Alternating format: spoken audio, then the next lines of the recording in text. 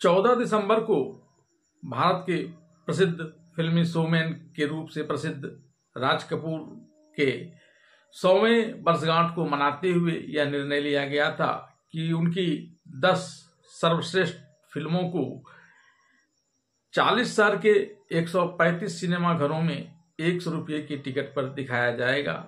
इन 10 फिल्मों में से मैं 8 फिल्मों के बारे में आपके इस प्रिय चैनल खबर तह तक पर जानकारी दे चुका हूं। आज उनकी 9वीं फिल्म बॉबी के बारे में जानकारी दी जाएगी।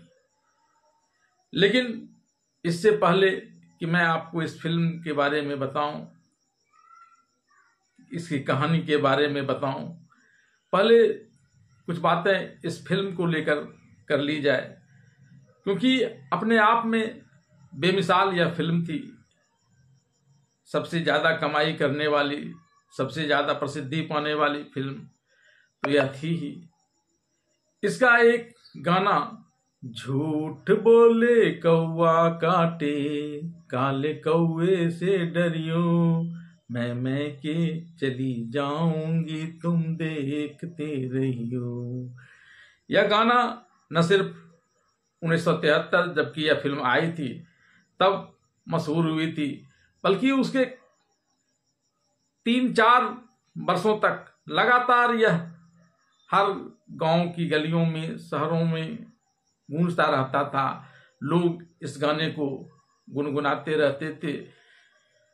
लेकिन इतनी प्रसिद्धि पाने वाली यह फिल्म राज कपूर ने बड़ी मजबूरी में बनाई थी और इसके अभिनेता और अभिनेत्री का चयन, जो अभिनेता के रूप में अपने ही बेटे ऋषि कपूर को उन्होंने इस फिल्म में उतारा था, और अभिनेत्री के रूप में डिम्पल कापाडिया, जो बिल्कुल नई थी, डेब्यू कर रही थी। दोनों ही ने इस फिल्म में डेब्यू किया था।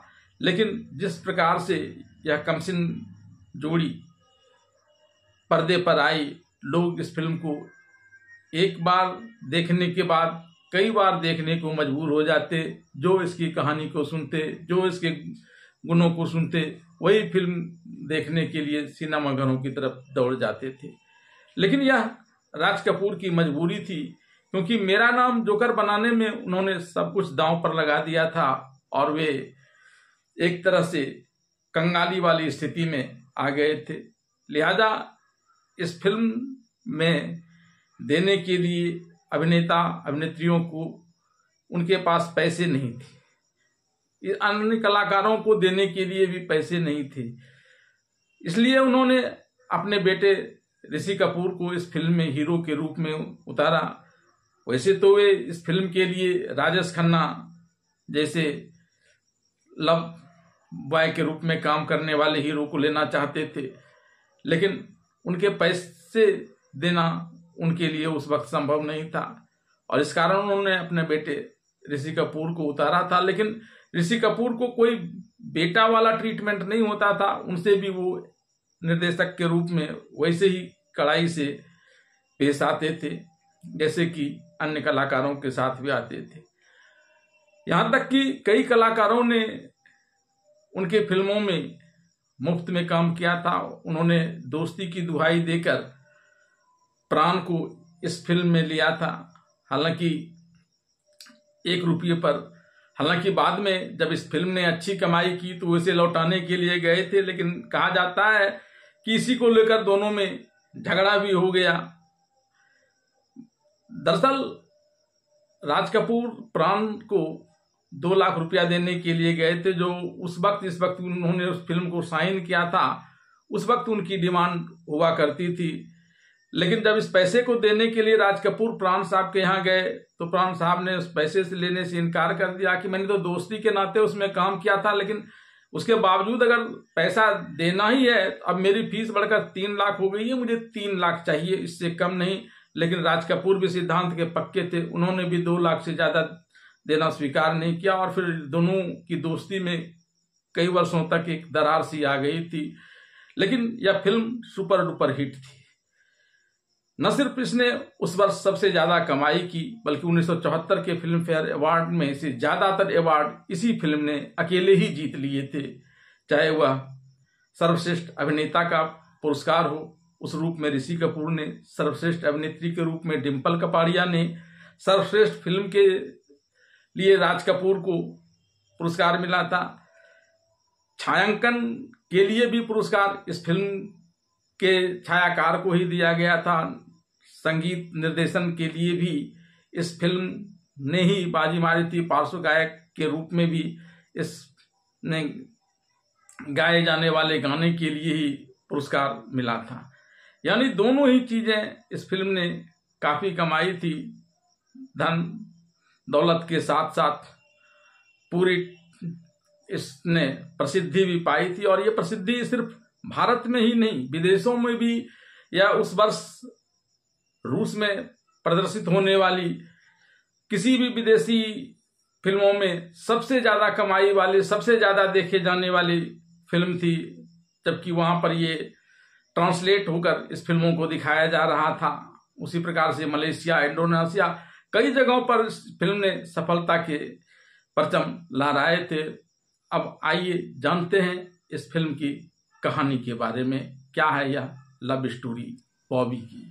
फिल्म बॉबी की कहानी दो अलग अलग वर्गों और धर्मों के मुंबई के किशोरों राजा राजनाथ, जिसकी भूमिका ऋषि कपूर ने निभाई है, जो एक अमीर हिंदू व्यापारी रामनाथ, जिसकी भूमिका प्राण ने निभाई है, के बेटे हैं, और बॉबी ब्रिगेंजा, जो उसकी भूमिका डिम्पल कपाड़िया ने निभाई है, जो एक गरीब गोवा के ईसाई मछुआरे जैक ब्रिगेंजा, जिसकी भूमिका प्रेमनाथ ने निभाई है, कि बेटी के बीच के प्रेम के बारे में है। राज अपने बोर्डिंग स्कूल से लौटता है और उसके लौटने पर उसके माता पिता उसका जन्मदिन मनाने के लिए एक पार्टी रखते हैं। राज की पूर्व गवर्नेंस श्रीमती ब्रिगेंजा, जिसकी भूमिका दुर्गा खोटे ने निभाई है, अपनी पोती बॉबी के साथ उसे एक उपहार देने के लिए आती है, लेकिन राज की मां सुषमा नाथ, जिसकी भूमिका सोनिया साहनी ने निभाई है, वह श्रीमती ब्रिगेंजा को अनदेखा कर देती है।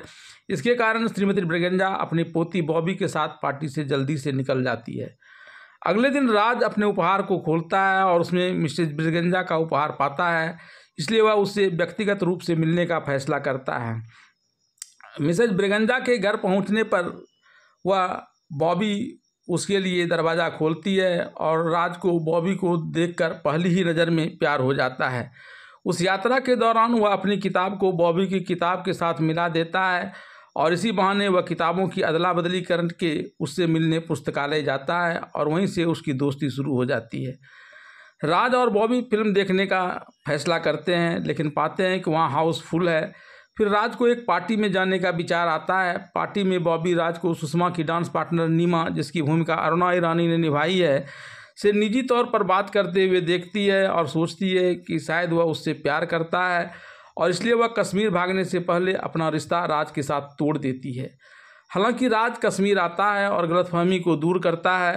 राज के मित्रवत स्वभाव के कारण जैक और श्रीमती ब्रिगेंजा राज और बॉबी के रिश्ते का बहुत समर्थन करते हैं। राज को पता चलता है कि यह मामला उसके पिता रामनाथ को पसंद नहीं है, जो अपने बेटे के एक गरीब मछुआरे की बेटी के प्यार में पड़ने के विचार से घृणा करता है।